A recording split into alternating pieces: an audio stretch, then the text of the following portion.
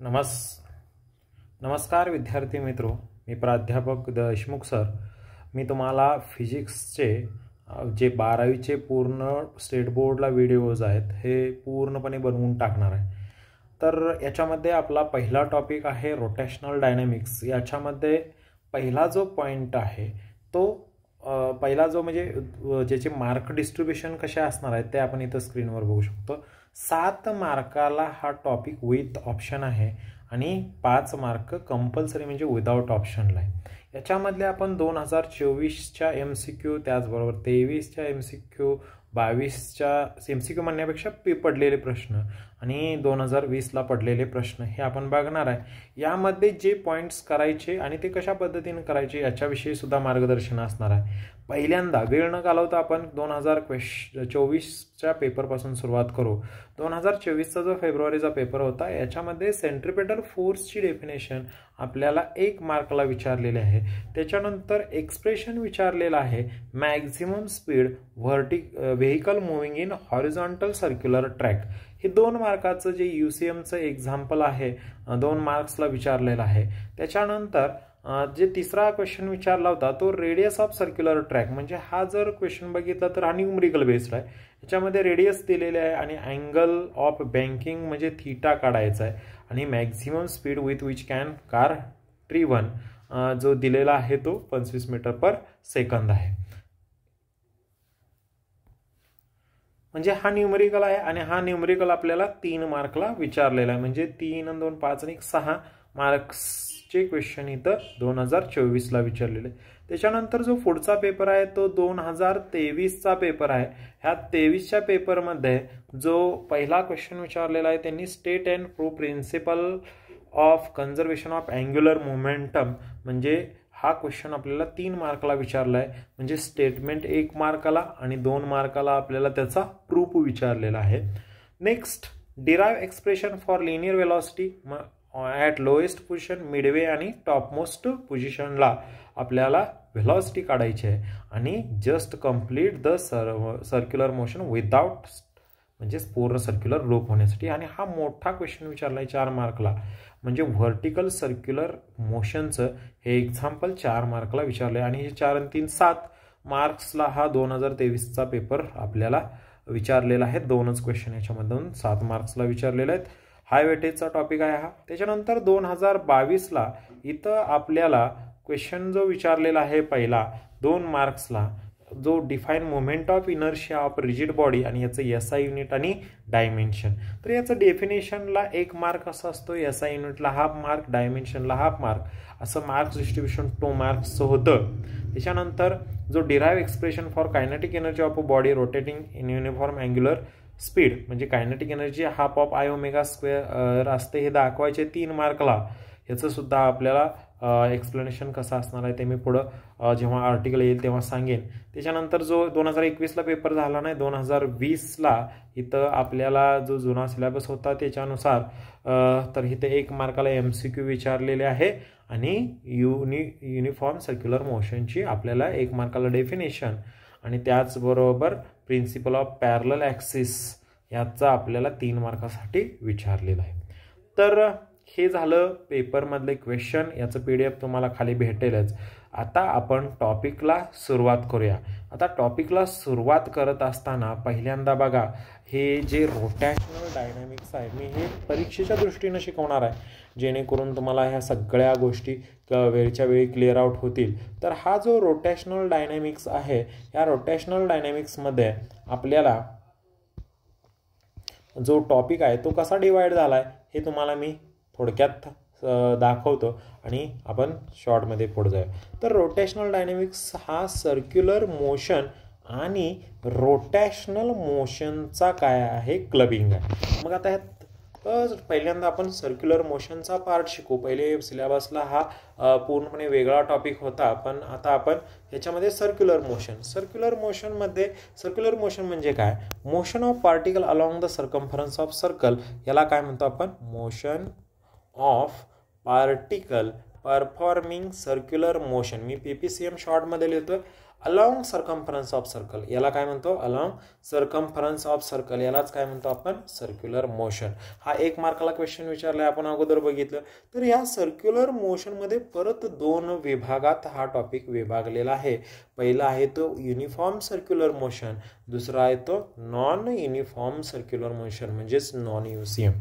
युसीएम मध्ये पार्टिकलचं जे स्पीड असतं सर्क्युलर मोशनमध्ये, ते काय असतं? स्पीड काय असतं? कॉन्स्टंट असतं. म्हणजेच जे मॅग्निट्यूड घेतली व्हेलॉसिटीची, तर ती आपल्याला काय भेटते? कॉन्स्टंट. म्हणजेच पार्टिकल परफॉर्मिंग सर्क्युलर मोशन म्हणजे कॉन्स्टंट स्पीड, यालाच काय म्हणतो आपण? Uniform circular motion. आणि नॉन युनिफॉर्म मोशनमध्ये जे स्पीड असतं ते आपण व्हेरिएबल म्हणजेच नॉट कॉन्स्टंट असं म्हटलं तर ह्याची डेफिनेशन होईल. वरचं वाक्य घ्यायचं आहे, motion of particle performing circular motion along circumference of circle with not constant speed किंवा व्हेरिएबल स्पीड, ह्यालाच काय म्हणतो आपण? नॉन युसीएम. व्हर्टिकल युसीएमचं एक्झाम्पल आपण बरेचसे देऊ शकतो.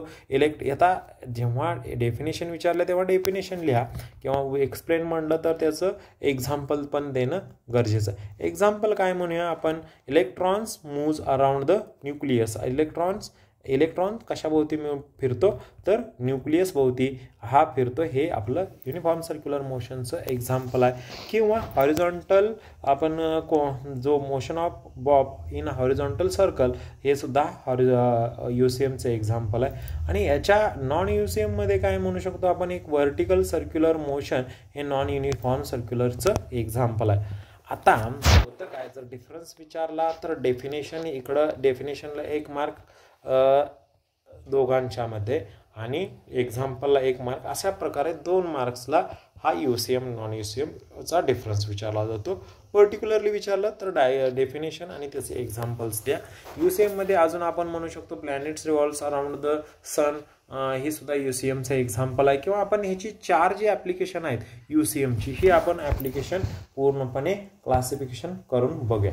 तर पहिलं जे आहे तुमचं युसीएमचं ॲप्लिकेशन, हे पहिलं ॲप्लिकेशन हॉरिझॉन्टल सर्क्युलर ट्रॅक आहे. आणि हा क्वेश्चन आपल्याला 2 मार्कला विचारलेला आहे. Horizontal circular track. Okay, horizontal circular ट्रॅकमध्ये आपल्याला जे मॅक्सिमम सेफ्टी स्पीड आहे हे आपल्याला कॅल्क्युलेट करायचं आहे. आणि हे 2 मार्काला क्वेश्चन पडला जातो. या हॉरिझॉन्टल सर्क्युलर ट्रॅकमध्ये जो ट्रॅक असणार आहे त्याची रेडियस r असणार आहे. हा सर्क्युलर ट्रॅक आहे. याच्यामध्ये आपण एक व्हेकल दाखवतो, ज्या व्हेकलचं मास काय असणार? mg vertically downward, normal reaction vertically upward, आणि फ्रिक्शनल फोर्स असणार आहे त्याला कोणता? जो Fs म्हणतो तो फ्रिक्शनल फोर्स असणार. आणि या फ्रिक्शनल फोर्सला आपण काय म्हणतो? जो बॅलेन्स करतो तो सेंट्रिपेटल फोर्स बॅलेन्स करतो. म्हणजे इथं आपल्याला एक इक्वेशन मिळतं जे कॉम्पोनंट बॅलेन्स करते. जो फ्रिक्शनल फोर्स आहे Fs, तो फ्रिक्शनल फोर्स काय असतो? μmg, आणि ज्याला बॅलेन्स करतं ते आहे ते तुमचं सेंट्रिपेटल फोर्स mv²/r. ह्याला इक्वेशन नंबर 1 म्हणू. आणि जो नॉर्मल रिॲक्शन आहे n बरोबर काय आहे तुमचा? mg. मग आता सगळ्यांना माहित आहे Fs = काय असतं? μsn असतं. आणि याच्यामध्ये आपण व्हॅल्यू जर पुट केल्या Fsची व्हॅल्यू, किंवा इक्वेशन 1/2 किंवा आपल्याला μs काय मिळतो? Fs/n मिळतो. मग Fs/n याच्यावरनं आपण जे मॅक्झिमम सेफ्टी स्पीड आहे ते कॅल्क्युलेट करू शकतो. म्हणजे n बरोबर काय झालं? Fs/n झालं. म्यू बरोबर Fs/n. तर Fs काय आला तुमचा? फ्रिक्शनल फोर्स जो आपण दाखवतो तो mv²/r आला. आणि जे वेळ नॉर्मल रिॲक्शन आलं ते mg. mला m कॅन्सल झालं आणि ह्याच्यामध्ये आपल्याला म्यू बरोबर v² काय मिळालं? rg. म्हणजे v जे मॅक्झिमम सेफ्टी स्पीड आहे √ काय मिळालं? Mu rg. हे मॅक्झिमम सेफ्टी स्पीड आपल्याला हॉरिझॉन्टल सर्क्युलर ट्रॅक. आता याचं मार्क डिस्ट्रीब्युशन मी शॉर्टमध्ये सांगतोय. लक्षात घ्या, explanation half mark, diagram half mark, equation तुम्ही 1 लिहिला हाफ म्हणजे इक्वेशन जेव्हा बॅलन्स करता आणि ह्या इक्वेशन बॅलन्सिंग करून जे तुमचं येतं ते हाफ मिळतं. मला वाटतं इथं तुम्हाला हाफ देणं चुकीचं ठरेल. एक्सप्लेनेशन हाफ, डायग्रॅम हाफ, त्याच्यानंतर इक्वेशन बॅलन्सिंग करून हाफ, आणि फायनलला तुम्हाला हाफ मार्क. अशा प्रकारे तुम्हाला 2 मार्क्स हॉरिझॉन्टल सर्क्युलर ट्रॅकचे भेटतात. आता हॉरिझॉन्टल सर्क्युलर ट्रॅकचं पहिलं ॲप्लिकेशन झालं. त्याच्यानंतर जे दुसरं ॲप्लिकेशन आहे ते वॉल ऑफ डेथ आहे. काय? Wall of death. या वॉल ऑफ डेथमध्ये आपल्याला काय दिसून येतं, तर एक हॉरिझॉन्टल सर्क्युलर एक जी वेल आहे किंवा वॉल आहे ते आपल्याला दिसून येतं. इथं जो व्हेकल आहे ते व्हेकलवर जो नॉर्मल रिॲक्शन लागणार आहे तो कुठं असणार आहे, अलॉंग द हॉरिझॉन्टल किंवा जो ड्रायव्हर आहे त्याच्या हेडच्या दिशेनं असणार आहे. त्याच्यानंतर जो वेट आहे ते व्हर्टिकली डाऊनवर्ड असणार आहे. फ्रिक्शनल फोर्स व्हर्टिकली अपवर्ड लागणार आहे आणि ह्याला बॅलन्स कोण करणार आहे, तुमचा सेंट्रिपेटल फोर्स. आता लक्षात घ्या, एन बरोबर सेंट्रिपेटल फोर्स म्हणजे mv²/r आणि fs बरोबर काय तुमचा मिळणार आहे, mg मिळणार आहे. मगाशी म्हटल्याप्रमाणे mu is equal to fs upon काय असतं m. तर fs ची व्हॅल्यू काय आली, mv²/r आणि fs ची व्हॅल्यू काय आली, mg. व्हॅल्यू पुटअप करूया व्यवस्थित आपण. fs ची व्हॅल्यू mg आली आणि n ची व्हॅल्यू काय आली, mv² अपॉन काय आली r. m गेट्स कॅन्सल झाला. म्यू बरोबर rg अपॉन काय आलं v², म्हणजेच v बरोबर काय आलं √rg अपॉन म्यू. लक्षात घ्या, हे मिनिमम सेफ्टी स्पीड असेल. का मिनिमम सेफ्टी स्पीड असेल का नाही हे आपण जर थोडक्यात सांगायचं म्हटलं तर स्पीड कमी असेल तर तो खाली पडेल. ह्याच्यापेक्षा मॅक्झिमम सेफ्टी स्पीड किती पण असू शकेल तेव्हा ते करेक्ट असेल. तर सेम ह्याच्यामध्ये एक्सप्लेनेशन तुम्हाला हाफ मार्क मिळेल, डायग्रॅम हाफ मार्क मिळेल, इक्वेशन बॅलन्स करायला हाफ मार्क आणि फायनल आन्सरला तुम्हाला हाफ मार्क मिळेल. तर हे झालं वॉल ऑफ डेथ आणि हॉरिझॉन्टल सर्क्युलर ट्रॅकचे एक्झाम्पल. हा जो पहिला होता तो हॉरिझॉन्टल सर्क्युलर ट्रॅक UCMचं एक्झाम्पल आहे. वॉल ऑफ डेथ हे UCMचं सेकंड एक्झाम्पल आहे. त्याच्यानंतर आपण पुढे जाऊया थर्डला आपलं जे UCMचं एक्झाम्पल आहे ते आपलं कोनिकल पेंडुलम आहे. आणि ह्या कोनिकल पेंडुलममध्ये आपल्याला पिरियडिक टाईम काढायचा आहे, बरोबर नाही. कोनिकल पेंडुलम 3 मार्काला पडू शकतं, PNDULUM. ओके. ह्या कोनिकल पेंडुलममध्ये जो कोनिकल पेंडुलमची डेफिनेशन 1 मार्काला विचारली शकते. आता लक्षात घ्या, हा जो पेंडुलम आहे ह्याचा स्ट्रिंग जो आहे तो कोण डिस्क्राईब करतो, स्ट्रिंग काय डिस्क्राईब करतो, कोण. आणि जो बॉब आहे तो हॉरिझॉन्टल सर्क्युलर ट्रॅक डिस्क्राईब करतो. ओके. ह्यालाच कोनिकल पेंडुलम म्हणतो आपण. ह्याची डेफिनेशन सुद्धा विचारली जाऊ शकते. ह्यानं सेमी व्हर्टिकल अँगल जो केलेला असणार आहे तो थीटा केलेला असणार आहे. आता ह्याच्यावर आपल्याला ह्याचा पिरियडिक टाईम काढायचा आहे. सेम आपल्याला ह्याच्यावर दिसून येतं टेन्शन हे काय असणार आहे, टी. ॲडजस्टंट अँगल जो थीटा केला आहे, वरचा अँगल जो होईल तो टी कॉस थीटा, ॲडजस्टंट होईल तो टी साइन थीटा. याचं जे वेट होईल ते mg आणि जो फोर्स बॅलन्स केला जाईल तो सेंट्रिपेटल फोर्स आपल्याला याच्यावरनं बॅलन्स केलेला मिळेल. तर याच्यामध्ये आपण जो टी साइन थीटा बॅलन्स केलेला असेल तो mr⍵² घेऊया. सेंट्रिपेटल फोर्स mv²/r पण घेतो, पण mr⍵² का घ्यायचा, तर या ओमेगावरून आपल्याला पिरियडिक टाईम काढायचा आहे. तर याच्यामध्ये आपण बॅलन्स करूया. T cos theta is equal to mg. T हे टेन्शन आहे, टी हे टाईम पिरियड नाही, किंवा आपण याला T0 म्हणूया म्हणजे आपल्याला लक्षात व्यवस्थित राहता येईल. T0 कॉस थीटा आणि इथं आपल्याला T0 साइन थीटा हा काय मिळेल तुमचा mr⍵². Equation 1 divide by equation 2 केल्यानंतर आपल्याला T0 कॅन्सल होईल, कॉस थीटा अपॉन काय राहील, साइन थीटा. तर लक्षात घ्या, cos theta upon sine theta आपण कॉट थीटा न लिहिता आपल्याला त्याचा वापर करायचा आहे. पुढे m ला m कॅन्सल झालेला आहे आणि m ला m कॅन्सल झाल्यानंतर उरलं काय, g/r⍵². ओके. ⍵² लेफ्टला आला, ⍵² बरोबर काय झालं, g/r. हे रिअरेंज करू चला, साइन थीटा अपॉन काय झालं, कॉस थीटा.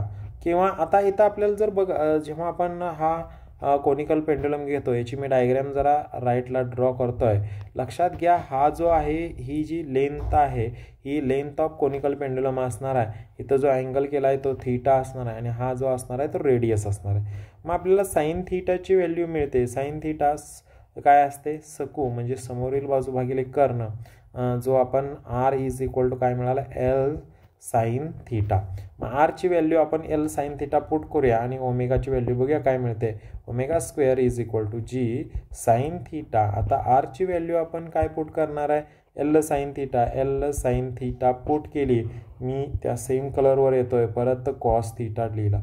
लक्षात घ्या साईन थिटा कॅन्सल झालं आणि ओमेगा बरोबर आपल्याला इक्वेशन मिळालं जी अपॉन एल कॉस थिटा हे स्क्वेअर रूटमध्ये मिळालं. ओके, आणि ओमेगा बरोबर काय असतं 2π/t आणि ह्याच्यानंतर आपल्याला टी बरोबर इक्वेशन मिळालं 2π√L cos थिटा अपॉन काय मिळालं जी. हे आपल्याला कोनिकल पेंडुलमचं पिरियडिक टाईम मिळालं. अशा पद्धतीनं हा इक्वेशन आपल्याला 3 मार्क्सला विचारलं जातं. आता ह्याच्यानंतर सगळ्यात जास्त प्रोबॅबिलिटी असणारा जो पार्ट आहे तो आहे तुमचा चौथा, त्याला आपण बँकिंग ऑफ रोड म्हणतो. ओके, बँकिंग ऑफ रोडमध्ये बँकिंग ऑफ रोडची डेफिनेशन विचारली जाते किंवा अँगल ऑफ बँकिंग हे का गरजेचं आहे वगैरे ते तुम्ही बुकमध्ये बघू शकता. पण मी अगोदर याच्यामध्ये बँकिंग ऑफ रोडमध्ये विदाउट आपण फ्रिक्शन आणि विथ फ्रिक्शन या 2 गोष्टी शिकणार आहोत. आलं की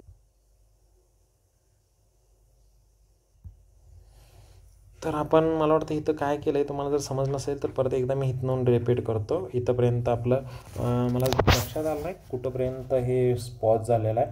तर याला आपण काय करायचं आहे, एफ एसची किंमत μsn ठेवायची. बघा एफ एसची किंमत हे इक्वेशन 1 आहे, इक्वेशन 2 आहे. 1/2 केलेलं आहे आपण. हे एन आहे तसंच साईन थिटा. एफ एसची किंमत μsn, उरलेलं कॉस थिटा आहे तसंच. खाली एफ एसची किंमत μsn, नंतर साईन थिटा प्लस एन आहे तसंच cos theta is equal to. हे तर आपल्याला जर बघितलं त्याच्यामध्ये न्युमरेटरला एम डिनॉमिनेटरला एम कॅन्सल झाला आणि हे व्ही जे होतं ते मिनिमम सेफ्टी स्पीड होतं. v² आहे ते मिनिमम अपॉन काय आलं तर आर आणि जी. ह्याच्यामध्ये जर आपण लक्षात घेतलं तर एन कॉमन आउट काढला आणि उरलेलं इक्वेशन काय असणार आहे त्याला आपण कॉस थिटानं न्यूमरेटर आणि डिनॉमिनेटरमध्ये काय केलं डिवाइड केलं. न्यूमरेटरमध्ये आणि डिनॉमिनेटरमध्ये काय करायचं divide cos theta. Same procedure पलीकडे वापरायचे. साईन अपॉन कॉस काय झाला तर तुमचा टॅन थिटा. कॉस μs आहे असंच राहिला. Cos theta upon cos theta cancel झालं. इथं μs आहे तसंच. Sine theta upon cos theta काय झालं तुमचं टॅन थिटा. हे cos theta upon cos theta काय झालं तुमचं कॅन्सल. हे व्ही मिनिममचा स्क्वेअर आहे. डिवाइड आर जी इकडे आल्यानंतर मल्टिप्लाय होईल आणि स्क्वेअर रूट घेतल्यानंतर आपल्याला फायनल इक्वेशन मिळालं. अशा पद्धतीने ही मिनिमम सेफ्टी स्पीड जेव्हा बँककडे रोड होणार आहे तेव्हा आता आपल्याला मॅक्झिमम सेफ्टी स्पीड किंवा त्याला अप्पर स्पीड लिमिट म्हणतो. सेम आपल्याला करायचं आहे. लक्षात घ्या हे फास्ट रिव्हिजन असणार आहे त्यामुळं मला हे फास्ट घेतं. चला कॉम्पोनंट आपण बघूया. तर कोणते कोणते कॉम्पोनंट रिसॉल्व करते अपला डाऊन जे आणि लेफ्टला जो सेंट्रिपिटल फोर्स आहे तर कोणता एन साईन थिटा लेफ्टला आहे प्लस कोणता आहे एफ एस कॉस थिटा. ह्याला कोण बॅलेन्स करतो तर centripetal force mv² upon R equation number 1. आणि जो अपला डाऊन आहे अपला कोण आहे बघा एन कॉस थिटा आणि जो F S sine theta resolve केला आहे तो याच्याबरोबर काय आला एम जी इक्वेशन नंबर 2 1/2. आणि इथं आपण किंमत काय ठेवतो F S is equal to μsn ठेवतो. एन साईन थिटा आहे तसंच प्लस एफ एसची किंमत μsn cos theta upon N आहे तसाच cos theta minus μsn sine theta. इकडं एम कॅन्सल झालं. v² अपॉन आर जी आलं. हे मॅक्झिमम सेफ्टी स्पीड असणार आहे. एन हे कॅन्सल होतं ह्याच्यामधलं कॉमन आउट जाऊन आणि सेम आपण काय करणार आहे divide cos theta in numerator and denominator. Sine theta upon cos theta हे काय झालं आपलं tan theta plus μs upon हे कॉस थिटा कॅन्सल झालं मायनस μs आणि टॅन थिटा. लक्षात घ्या हे आपल्याला मॅक्झिमम सेफ्टी स्पीड काढायचा. डिवाइड आर जी इकडे आल्यावर काही multiply and taking square root on both side. अशा पद्धतीनं आपल्याला मॅक्झिमम सेफ्टी स्पीडचं हे इक्वेशन विचारलं तर ह्या टॉपिकमधले 2च इक्वेशन बँकिंग 4 मार्काला विचारली जाऊ शकतात. जे आहे ते पहिलं कोणतं, बँकिंग ऑफ रोडमधलं मॅक्झिमम आणि मिनिमम सेफ्टी स्पीड, आणि जे दुसरं आहे ते कोणतं, तर व्हर्टिकल सर्क्युलर मोशन, जे नॉन UCMचं एक्झाम्पल आहे. तर अशा प्रकारे UCMची 4 ॲप्लिकेशन झाली. आपण अनुक्रम जरा मी हलवलेला आहे. याच्यामध्ये तुम्हाला लक्षात आलं असेल की बघा, पहिल्यांदा मी काय घेतलं, तर हॉरिझॉन्टल सर्क्युलर ट्रॅक घेतला, वॉल ऑफ डेथ घेतलं. जर लक्षात घ्या, अपला डाऊन आणि लेफ्टला सेंट्रिपेटल फोर्स हा बॅलन्स करतो, हे आपल्याला लक्षात आलं. तर तुम्हाला हे 4ही एक्झाम्पल म्हणजे एका पॉईंटमध्ये तुम्हाला हे होऊन जाऊ शकतात. आता उरतो भाग कोणता, तर ह्याच्यामधला एक महत्त्वाचा आहे. UCM आणि नॉन UCM जसा डिफरन्स बघितला तसा तुम्हाला एक स्टार हॉट क्वेश्चन आहे, तो आहे तो सेंट्रिपेटल फोर्स आणि सेंट्रिफ्युगल फोर्स. डेफिनेशन जर तुम्हाला विचारली तर फक्त डेफिनेशन लिहा, पण एक्सप्लेन म्हटला तर ते 2 मार्काला विचारलं जातं. या 2 मार्कामध्ये हाफ मार्क तुमची डेफिनेशनसाठी असते, हाफ मार्क तुमचा SI फॉर्म्युला असतो, SI म्हणतो स्केलर वेक्टर फॉर्म्युला असतो, हाफ मार्क तुम्हाला स्केलर फॉर्म्युला असतो, आणि हाफ मार्कला तुम्हाला एक्झाम्पल असतं. हे दोघांचंही देणार आहे मी, सेंट्रिपेटल फोर्स आणि सेंट्रिफ्युगल फोर्स. डेफिनेशनमध्ये माहीत आहे, सेंट्रिपेटल फोर्सच्या जो फोर्स ॲक्ट होतो तो along the radius toward the centre of circle act होतो. आणि याच्यामध्ये आपल्याला सेंट्रिपेटल फोर्समध्ये वेक्टर जो फॉर्म्युला आहे तो F bar is equal to -mr ओमेगाचा स्क्वेअर असं म्हणतो. आणि स्केलर फॉर्म्युला काय आहे आपला, mr ओमेगा स्क्वेअर किंवा mv स्क्वेअर अपॉन r. पण मी हे डायरेक्शन देणं महत्त्वाचं ठरणार आहे. मायनस हे रिप्रेझेंट करतं टुवर्ड्स द सेंटर, आणि स्केलर फॉर्म्युला त्याची मॅग्निट्यूड आहे. एक्झाम्पल काय म्हणूया, तर सेंट्रिपेटल फोर्स हा याच्यामध्ये कोणतेही एक्झाम्पल द्या, जेव्हा इलेक्ट्रॉन रिव्हॉल्व होतो कुठं, अलॉंग द न्यूक्लियस, आणि तो बाउंड होतो तो सेंट्रिपेटल फोर्सला कोण, तर निगेटिव्ह आणि पॉझिटिव्ह चार्जमधलं अट्रॅक्शन. त्याच पद्धतीनं सेंट्रिफ्युगल फोर्स, किंवा आपण असं म्हणू शकतो अर्थ रिव्हॉल्व्स अराउंड द सन, हे एक्झाम्पलसुद्धा सेंट्रिपेटल फोर्समध्ये देऊ शकतो. हे कोण बॅलन्स करतं, तर ग्रॅव्हिटेशनल फोर्सला हे बॅलन्स करतं. आता आपल्याला सेंट्रिफ्युगल फोर्स बघायचं आहे. या सेंट्रिफ्युगल फोर्समध्ये डेफिनेशन काय आहे, force acting on the particle along the radius away from the centre of circle, याला आपण काय म्हणतो, सेंट्रिफ्युगल फोर्स. याची जी वेक्टर फॉर्म्युला आहे तो काय मिळणार आहे, mr omega square. Scalar formula दोघांचाही सेम असेल, mr ओमेगा स्क्वेअर. आणि एक्झाम्पल असेल तेव्हा अर्थ घेतो. अर्थ रोटेट होत असताना इक्वेटरला काय झालेले आहे, बल्ज झालेले आहे त्याला आपण म्हणतो. आणि फ्लॅट कुठं झालेलं आहे, पोल्सला झालेलं आहे म्हणतो. हे कुणामुळे झालेलं आहे, तर सेंट्रिफ्युगल फोर्समुळे झालेला आहे. आता हा फरक जर विचारला तर ह्यातले 2 फरक लिहा, डेफिनेशन लिहा आणि स्केलर फॉर्म्युला लिहिला तर चालेल, किंवा एक्झाम्पल दिलं तर चालेल. 2 मार्काला 2 पॉईंट्स असतात. पण सेपरेट जर विचारलं तर त्याचं डिस्ट्रीब्युशन कसं आहे ते तुम्हाला लक्षात आलं पाहिजे, की half mark definition, half mark vector formula, half mark scalar formula, half mark काय आहे, एक्झाम्पल. लक्षात घ्या, याच्यामधला जो स्केलर फॉर्म्युला आहे सेम आहे, दोघांची मॅग्निट्यूड आहे ती. त्याच्यानंतर आपल्याला जे बघायचं आहे ते लास्ट पॉईंट सर्क्युलर मोशनमधला जो आहे तो व्हर्टिकल सर्क्युलर मोशन, VCM मी शॉर्टमध्ये देतो आहे. आता VCM देत असताना मी इथं डायग्रॅम मला जरा बघू द्या, ह्याच्यामध्ये काय आहे का.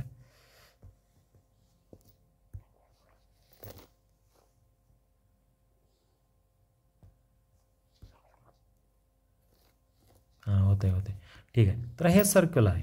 आता या सर्कलमध्ये आपल्याला काय दिसून येतं, तर 3 पोझिशन आपल्याला दाखवायचे आहेत. एक टॉप पोझिशन, त्याला नाव देऊया A. एक बॉटम पोझिशन आहे, त्याला नाव देऊया B. एक हॉरिझॉन्टल पोझिशन आहे, त्याला नाव देऊया C. तर जेव्हा पार्टिकल सर्क्युलरमध्ये फिरतो आहे तेव्हा आपण Aची जी व्हेलॉसिटी आहे ती VA रिप्रेझेंट करू अँटी क्लॉकवाईज सेन्समध्ये, Bची व्हेलॉसिटी VB रिप्रेझेंट करू, आणि Cची VC रिप्रेझेंट करू.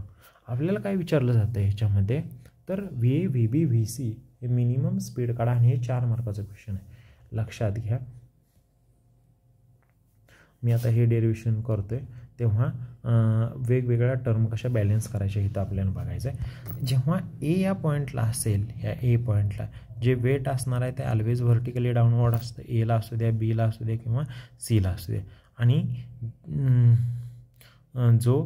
जे टेन्शन आहे ते always towards the centre of circle असतं. म्हणजे इथं टेन्शन बीला इकडं सेंटरच्या दिशेनं आलं, सीला टी सी सेंटरच्या दिशेला आलं किंवा इथं टी ए सेंटरच्या दिशेला आलं. ओके, तर जेव्हा आपण ए पॉईंट्सविषयी बघू तेव्हा जे इक्वेशन आपण लिहू शकतो ते इक्वेशन कसं लिहू शकतो, तर जे टेन्शन टी ए प्लस जे एम जे आहे ते आपण कोण बॅलन्स करतं म्हणू शकतो, तर आपण सेंट्रिपेटल फोर्स, आणि ह्या काय आला M V square upon R.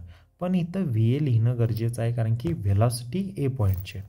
Okay, तर लक्षात घ्या ए पॉईंटला जर आपण असं म्हटलं ह्या इक्वेशन 1ला की इथं जो असणारा वेट आहे ते 0 असणार आहे, म्हणजे एम जीची व्हॅल्यू 0, तर टी ए बरोबर इक्वेशन काय मिळणार आहे, एम व्ही एचा स्क्वेअर अपॉन आर.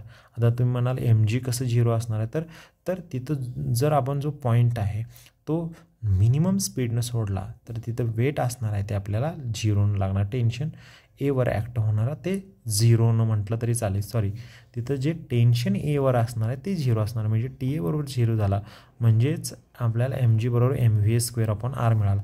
म्हणजे जे व्ही एचं जे स्पीड आहे ते काय आलं थोडक्यात under root of R g आलं. म्हणजे हे इक्वेशन आपल्याला मिनिमम स्पीड मिळतं कुठल्या पॉईंटचं, ए पॉईंटचं. आता आपण काय करायचं आहे, बी आणि सी पॉईंटला आपल्याला व्हेलॉसिटी काढायची आहे. तर आपण असं म्हणू शकतो की कन्झर्वेशन ऑफ एनर्जीच्या साह्यानं जी टोटल एनर्जी एला आहे तीच टोटल एनर्जी कुठं आहे, बीला आहे. टोटल एनर्जी सम कशाची असते, पोटेन्शियल एनर्जीची आणि कायनेटिक एनर्जीची. आणि इथंच सेम मी बी पॉईंटला पोटेन्शियल एनर्जी आणि मी काय लिहितोय कायनेटिक एनर्जी कुठल्या पॉईंटसाठी, बी पॉईंटसाठी. लक्षात घ्या पोटेन्शियल एनर्जी जेव्हा एची आपण पकडणार आहे ती बेस लाईन असणार आहे, तिथं हाईट काय असणार आहे 0, इथं हाईट काय असणार आहे आर, आणि इथं हाईट काय असणार आहे 2r. ओके, मग एची पोटेन्शियल एनर्जीचा फॉर्म्युला माहीत आहे एम जी एच, पण एचची व्हॅल्यू काय आली 2r, म्हणजे एम जी इंटू काय आलं बघा 2r प्लस कायनेटिक एनर्जी. आता इथं आपण जे घेणार आहे तर half of M V square, पण जी व्हेलॉसिटी असणार आहे पॉईंट ईची ती व्ही ए स्क्वेअर व्ही असणार आहे. पोटेन्शियल एनर्जी बी पॉईंटची जर बघितला तर तुम्ही एम जी एच, पण एच काय आहे 0 आहे. कायनेटिक एनर्जी काय असणार आहे हाफ ऑफ एम व्ही बीचा स्क्वेअर. लक्षात घ्या ह्यातली एम ही टर्म काय होते कॉमन निघते आणि ती कॅन्सल होते. ओके, तर आता व्ही एची व्हॅल्यू पुटअप करू की हे twice M g R plus half of V की व्हीचा स्क्वेअर किती येतो आर जी येतो, आणि राईट साईड काय होते V B square divide by 2. जर हे आपण सोडवलं तर 2 एम जी इंटू 2 काय आलं 4 M G plus 1 M G 5 M G by काय आलं 2 is equal to V B square divide by 2. 2 cancel, म्हणजेच व्ही बीची व्हॅल्यू आपल्याला काय आली √5, सॉरी हे आर जी आहे बरं का, आर जी √5 आर जी आली. अशा पद्धतीनं व्ही बी व्हेलॉसिटी मिळाली बॉटमची. आता आपल्याला जे काढायचं आहे ते कुठलं काढायचं आहे, सी पॉईंटचं काढायचं. सेम करू, जी टोटल एनर्जी बीची आहे तीच टोटल एनर्जी कुठं कन्सिडर करूया, सीला. मग total energy is a sum of potential energy plus काय आहे कायनेटिक एनर्जी कुठल्या पॉईंटची, बी, आणि इकडं पण potential energy plus kinetic energy कुठल्या पॉईंटची, सी पॉईंटची. व्हॅल्यू पुटअप करू, पोटेन्शियल एनर्जी आपली जी बी पॉईंटची आहे ती काय येणार आहे एम जी इंटू 0, कारण की हाईट 0 आहे. कायनेटिक एनर्जी आपली आली हाफ ऑफ एम व्ही बीचा square is equal to potential energy काय येणार आहे सी पॉईंटची एम जी एच, म्हणजे एच किती आली सी पॉईंटला आर आली, हॉरिझॉन्टल लेवल आपल्याला दिसून येतं ते आर येतं ते, प्लस कायनेटिक एनर्जी काय आली हाफ ऑफ एम व्ही सीचा स्क्वेअर. आता लक्षात घ्या हे फर्स्ट टर्म 0च होईल, 0 इंटू समथिंग 0, इथं उरलं हाफ ऑफ एम. आता लक्षात घ्या एम कॅन्सलच करून टाकू दोन्ही बाजूचं एम, हाफ ऑफ व्ही बीचा स्क्वेअर. पण व्ही बी आपल्याला मिळालेला आहे कुठं मिळालेला आहे, क्वेश्चन 3मध्ये मिळालेला आहे. ओके, व्ही बीचा स्क्वेअर म्हणजे काय आलं 5 आर जी आला, स्क्वेअर रूट कॅन्सल झालं, हाफ ऑफ काय राहिलं व्ही सीचा स्क्वेअर राहिलं, प्लस काय राहिलं लेफ्टची, सॉरी इथं लेफ्टची टर्म काय राहिली R G, plus half of काय राहिलं व्ही सीचा स्क्वेअर, प्लस आर जी इकडे गेल्यावर minus R G 5/2 R G minus R G is equal to V C square by 2. हे आलं 3 R G divide by 2 is equal to V C square divide by 2. 2 cancel झालेला आहे आणि V सीची value आलेली आहे ही under root of 3 R G. अशा प्रकारे ही व्हेलॉसिटी आपल्याला इक्वेशन 2, 3, 4 हे टॉप बॉटम आणि मिडवे पोझिशनची मॅक्झिमम व्हॅल्यू विचारली जाते जे सर्कल कंप्लीट करायला. हे तुम्हाला येणं गरजेचं आहे. हे 4 मार्काला विचारलेलं गेलेलं काय आहे एक्झाम्पल आहे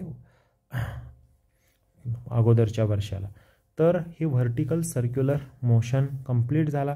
इथं आपल्याला त्याचबरोबर टेन्शन डिफरन्ससुद्धा विचारला जातो.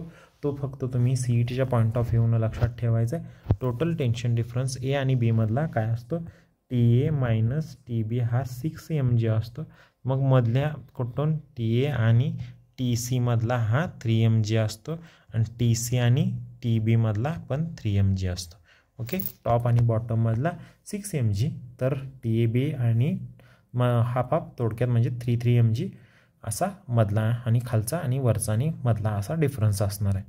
तर हे आपण सर्क्युलर मोशन कंप्लीट केला. आता रोटेशनल मोशनला आपण जाणार आहे. आता रोटेशनल मोशनला जाताना पहिल्यांदा तुम्हाला काय माहीत असणं गरजेचं आहे, तर मोमेंट ऑफ इनर्शिया. आता हा जो मोमेंट ऑफ इनर्शिया आहे तो कशानं, कोणत्या सिम्बॉलनं दाखवतो आपण मोमेंट ऑफ इनर्शिया, तर I या सिम्बॉलनं दाखवतो मोमेंट ऑफ इनर्शिया. लक्षात घ्या, डेफिनेशन विचारली जाते. तर डेफिनेशन आपण फॉर्म्युल्यावरनं करूया. ही काय असते, फॉर्म्युला काय असतो, समेशन MI/RI². हा moment of inertia product of masses and square of distance between them. कुठला बिटवीन देम, तर ॲक्सिस ऑफ रोटेशन आणि पोझिशन ऑफ पार्टिकलमधला. हे आपल्याला फॉर्म्युला माहीत आहे. तर 2 मार्कला क्वेश्चन विचारला तर definition half mark, formula half mark, SI unit half mark आणि डायमेन्शन हाफ मार्क. अशा पद्धतीनं 2 मार्काला विचारला जातो. किंवा आता आपण ह्याचं युनिट काढू. युनिट मासचं युनिट काय असणार आहे, kg, आणि आरचं डिस्टन्स म्हणजे kg²m. हे काय आलं, याचं SI युनिट आलं. याच्यानंतर याचं डायमेन्शन मोमेंट ऑफ इनर्शियाज बघा, लेंथ मास टाईम, लेंथची पॉवर 2 आली कारण की मीटर लेंथमध्ये मोजली जाते. मास किलोग्रॅम म्हणजे पॉवर 1 आली आणि टाईम 0 आलं, हे आलं याचं डायमेन्शन. आता याच्यानंतर आहे रेडियस ऑफ गायरेशन. हे केनं रिप्रेझेंट केलं जातं.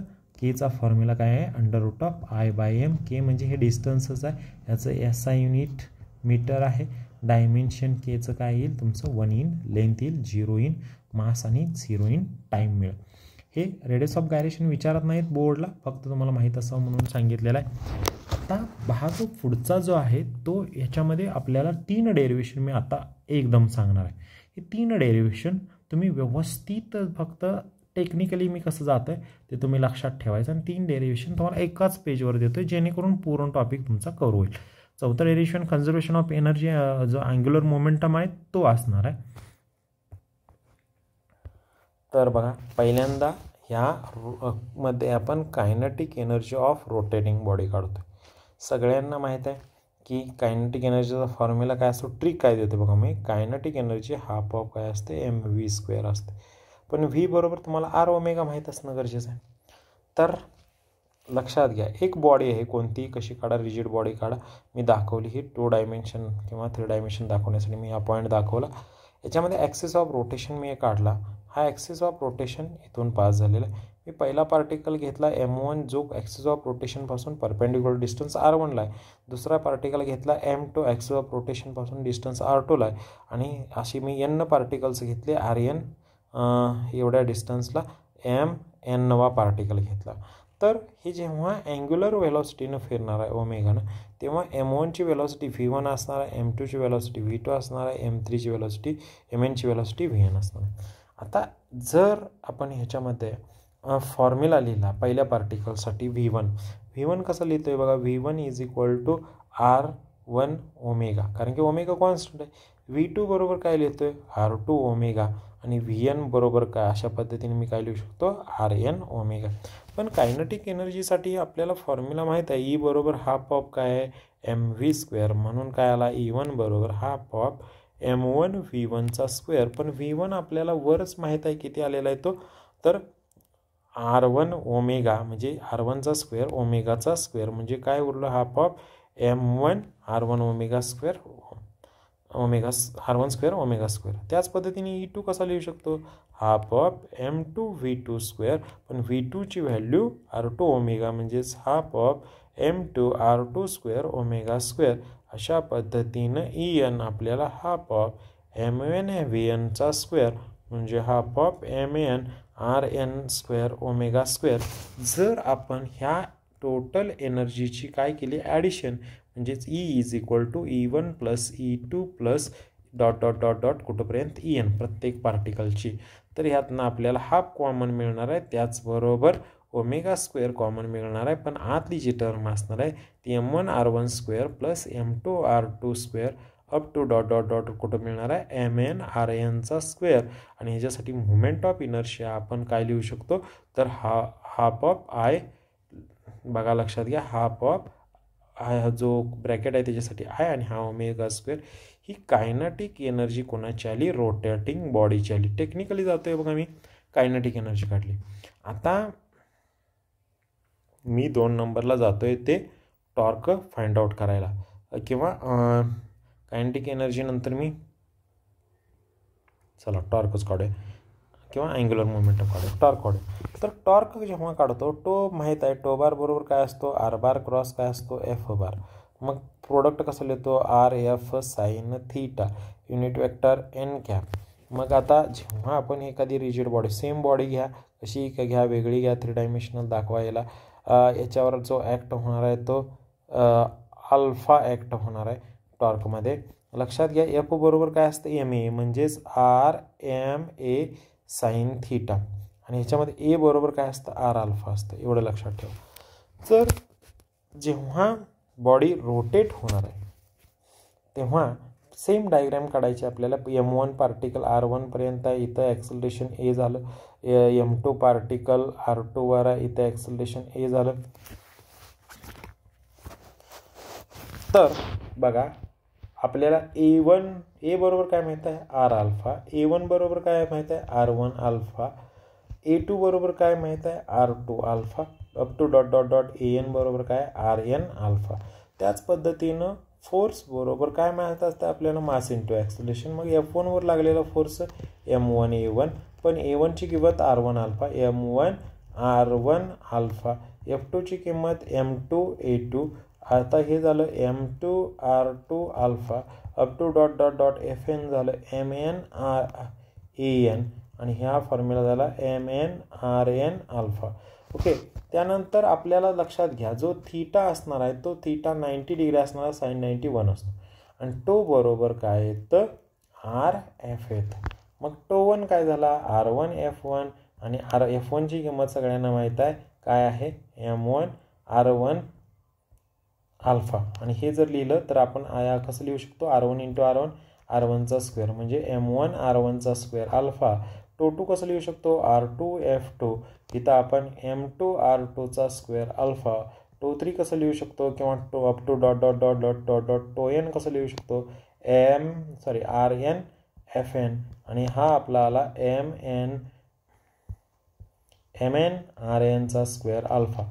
टोटल टॉर्क करताना टॉर्कची काय करतो आपण ॲडिशन करतो आणि ह्याच्यामध्ये कॉमन निघतं आहे आपलं अल्फा म्हणजे ब्रॅकेटमध्ये राहिला m1 R1चा स्क्वेअर प्लस m2 R2चा square plus up to dot dot dot mn RNचा स्क्वेअर इंटू अल्फा आणि हा जो टॉर्क आला तुमचा आय इंटू अल्फा. अशा पद्धतीनं टॉर्क आपल्याला आला. हे सुद्धा 3 मार्काला आहे.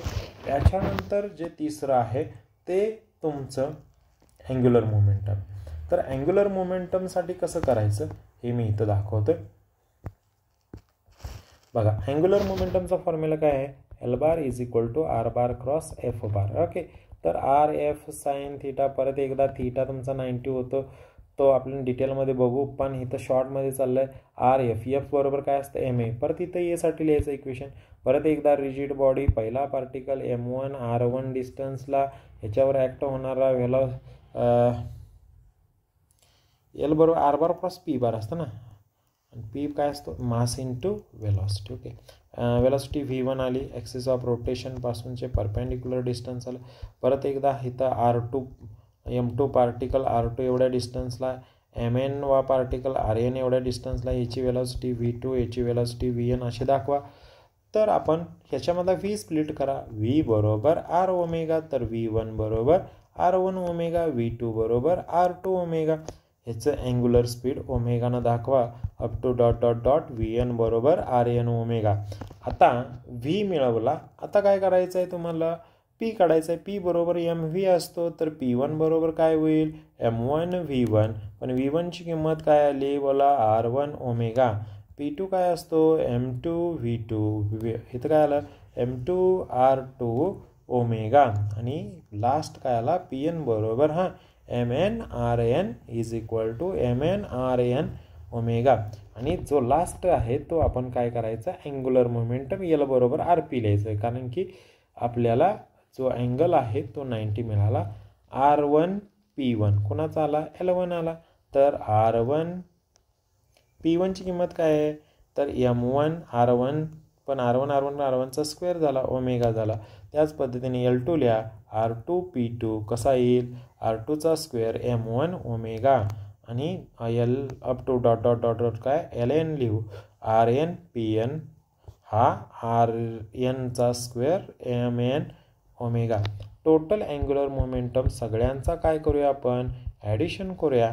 आणि हा आपण कॉमन निघतोय ह्यातला ओमेगा, ब्रॅकेटमध्ये राहिला M1 R1चा स्क्वेअर M2 R2चा square up to dot dot dot MN RNचा स्क्वेअर आणि ओमेगा.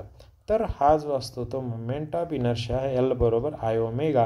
हे डेरिवेशन आपल्याला 3 मार्कला विचारलं जातं.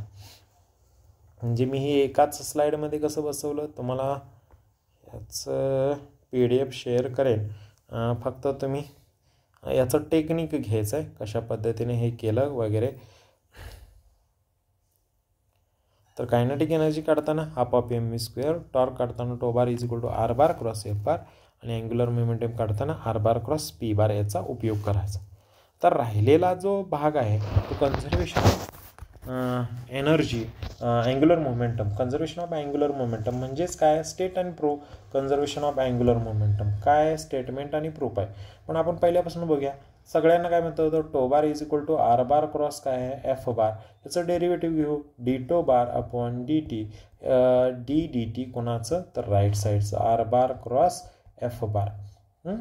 याचं फर्स्ट पहिली टर्म तशीच दुसऱ्याचं डेरिव्हेटिव्ह, म्हणजे R बार तसाच dt कुणाचा आला?